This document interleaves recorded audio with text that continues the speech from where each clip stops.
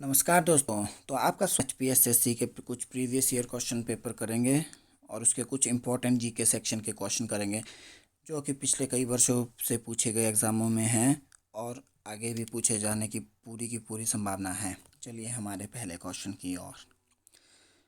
The share of which sector is highest in Indian economy. भारतीय अर्थतंत्र में किस क्षेत्र का हिस्सा अधिकतम होता है? Primary sector, secondary sector, tertiary sector या क्वाटरनरी सेक्टर। उम्मीद है आप लोगों ने इसका सही मार्क किया होगा। इसका सही आंसर है दोस्तों ऑप्शन सी, टर्शियरी सेक्टर। इसे सर्विस सेक्टर भी कहा जाता है। सर्विस सेक्टर का मतलब होता है दोस्तों, या फिर टर्शियरी सेक्टर का मतलब होता है जहाँ के लोगों को एम्प्लॉयमेंट से या दूसरे रोज़गारों से, जैसे कि कोई बिजनेस है, कोई होटल लाइन से, या कोई किसी के पास काम कर रहा है, या मतलब कि नॉन गवर्नमेंट पॉलिसी ने अपना लोगों को रोज़गार दिया हुआ है, उसे कहा जाता है सर्विस सेक्टर। और इंडिया में सबसे ज़्यादा लोगों का पैसा लोगों को सर्विस सेक्टर के द्वारा मिलता है। चलिए अपने दूसरे क्वेश्चन की ओर। WAN stands for number A world area network, wide area network, C world Asia network, या डी नन ऑफ दिस। तो उम्मीद है आप लोगों ने इसका सही आंसर लगा दिया होगा। इसका सही आंसर है wide area network, option B इसका सही आंसर है। आपको पता ही होगा नेटवर्क के 3 तरीके हैं, लैन, मैन, बैन। लैन का अर्थ है लोकल एरिया नेटवर्क, सबसे बेसिक्स, जैसे कि एक बिल्डिंग के अंदर, एक रूम के अंदर हमने कुछ कंप्यूटर्स को हमने अगर नेट देना है तो उसे लैन की उपयोगिता से दिया जाएगा। वाइड एरिया नेटवर्क सबसे उच्च स्तर पे हो गया। मैन में हो गया मेट्रोपॉलिटन एरिया नेट, जो कि एक बिल्डिंग के नेटवर्क को देता है। इजी याद रखना है, जैसे कि लैन हो गया आपका एक रूम के अंदर, मैन हो गया आपका एक बिल्डिंग के अंदर, और वैन हो गया एक पूरे देश के अंदर। चलिए हम अपने अगले क्वेश्चन की ओर आपको ले चलते हैं। BSNL was form in which year. BSNL किस वर्ष में बना? 1995, 1996, 1998 या 2000। तो इसका सही आंसर है दोस्तों 2000। 2000 में BSNL की स्थापना हुई। और दोस्तों हमें ये जानना भी बहुत ज़रूरी है कि BSNL के CEO का नाम है प्रवीण कुमार। यह भी पूछा जाने की इसकी पूरी संभावना है, क्योंकि हाल ही में BSNL आपका करंट अफेयर में काफ़ी मौके पे देखा गया है। चलिए हमारे अगले क्वेश्चन की ओर। Which of the following is not a member of ASEAN. ASEAN का इनमें से कौन सा देश सदस्य नहीं है? इंडिया, श्रीलंका, भूटान या ऑल ऑफ दिस। तो इसका सही आंसर है दोस्तों इंडिया। इंडिया जो कि एशियन का मेंबर नहीं है। इसके साथ ही हमें कुछ तथ्य जानने लेने चाहिए, जैसे कि भूटान की राजधानी कहाँ है? भूटान की राजधानी है दोस्तों थिम्पू में। श्रीलंका की राजधानी कहाँ है? श्रीलंका की राजधानी है कोलंबो में। और इसी के साथ सबसे महत्वपूर्ण जान लेना दोस्तों है कि एशियन, इसका हेडक्वार्टर कहाँ है? तो हमें ये जानना होगा कि एशियन का हेडक्वार्टर है आप लोगों का दोस्तों जकार्ता, इंडोनेशिया में। जकार्ता आप इजीली याद रख सकते हैं, आजकल तो इंस्टाग्राम में जकार्ता के फ़िल्टर्स वगैरह। इंडोनेशिया में इसका, या फिर आप सिंपली याद रखिए कि इंडोनेशिया में एशियन का हेडक्वार्टर है। चलिए अगले क्वेश्चन की ओर। The headquarter of SAARC is at. SAARC का मुख्यालय कहाँ स्थित है? नंबर ए न्यू दिल्ली, कोलंबो, काठमांडू या थिम्पू।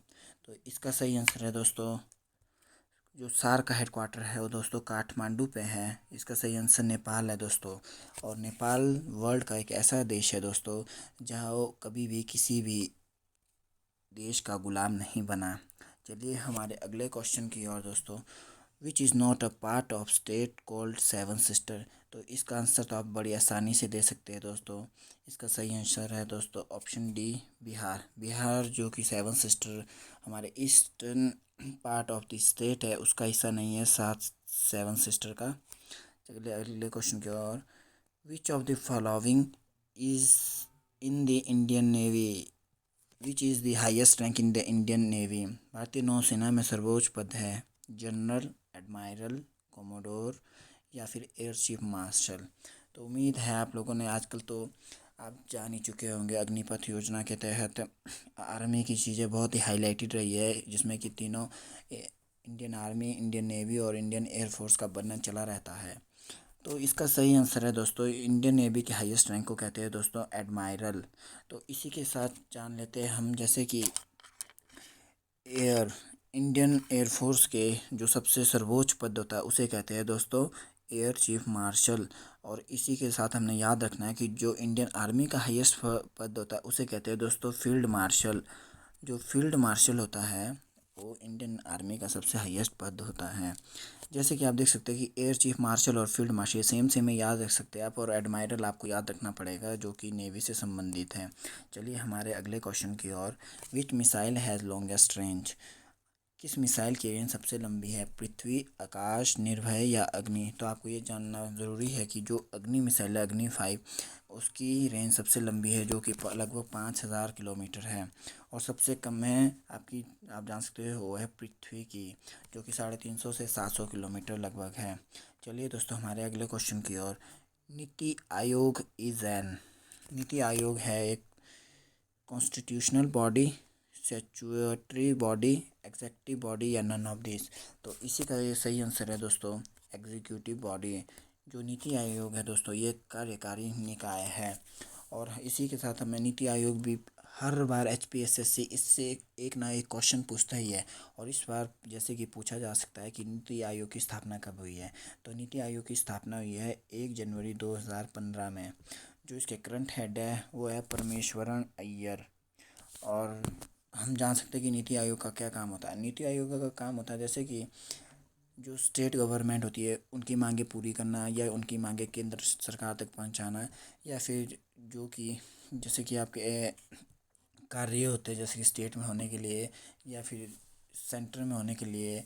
तो ये जैसे कि संबंध बनाता है दोस्तों, जो कि स्टेट और सेंटर के कार्य होते हैं। एग्जांपल देते हैं, जैसे कि मान लीजिए आप, अगर तो सेंटर में बीजेपी की सरकार है, ठीक है, और स्टेट में भी बीजेपी की सरकार है, वहाँ तालमेल अच्छा होगा। अगर मान लीजिए सेंटर में बीजेपी है और स्टेट में कांग्रेस है, वहाँ पे तालमेल थोड़ा अच्छा नहीं होता। इसके लिए दोस्तों नीति आयोग एक ऐसी संस्था है जो कि जैसे कि आपके काम में डेवलपमेंट होनी चाहिए, तो उसमें वो एक अच्छा संपर्क बनाता है दोस्तों। चलिए हमारे इसी तरह अगले क्वेश्चन की ओर। USA has how many states? USA में कितने स्टेट हैं? इसका सही आंसर है दोस्तों 50। यूएसए में हैं 50 स्टेट। और यूएसए की राजधानी कहाँ है? George Washington. सॉरी दोस्तों, इसकी राजधानी है वाशिंगटन। और इसके पहले राष्ट्रपति का नाम है first president of USA is George Washington. Washington इसकी कैपिटल है, और उसके आगे आपने जॉर्ज लगा देना है, वो इसके फर्स्ट प्रेसिडेंट हैं। चलिए अगले क्वेश्चन की ओर दोस्तों। Who is the guardian of public purse in India? Bharat में सार्वजनिक निधि का संरक्षक कौन है? सबसे फर्स्ट है CAG, NITI Aayog, finance commission, attorney general. मैं आपको बता दूं दोस्तों, नीति आयोग सबसे पहले हमने एलिमिनेशन मेथड भी यूज़ कर सकते हैं। जैसे कि अगर आपको नहीं पता है, जैसे इसका सही आंसर तो दोस्तों है कैग। जो ये आता है आपका कैग आता है दोस्तों आपका आर्टिकल 148 के अंडर। 140 ऐसे है ये, 148 आर्टिकल टू 151। और दोस्तों अगर आपको इसके बारे में नहीं पता, अटॉर्नी जनरल तो होता है जो कि दोस्तों अटॉर्नी जनरल होता है जिसकी ए लॉयर होता है, जो कि हमारे केंद्र सरकार की तरफ से केस लड़ता है। मान लीजिए आपने केस कर दिया है दोस्तों केंद्र सरकार की ओर, तो उनकी तरफ से कोई तो सरकार को रिप्रेजेंट करेगा ना, वो अटॉर्नी जनरल करता है। नीति आयोग हमने अभी ऊपर पढ़ा कि ये कमीशन के लिए है, जो कि मतलब डेवलपमेंट के लिए एग्जेक्टिव बॉडी है ये। फाइनेंस कमीशन का रोल रहता है दोस्तों कि जो कि हमारा पैसों से रिलेटेड, वित्तीय जो समस्याएं उससे रिलेटेड है, तो इसमें हम इजीली कैग चुन सकते हैं। चलिए हमारे अगले क्वेश्चन की ओर। अगला क्वेश्चन आपका साइंस से रिलेटेड है।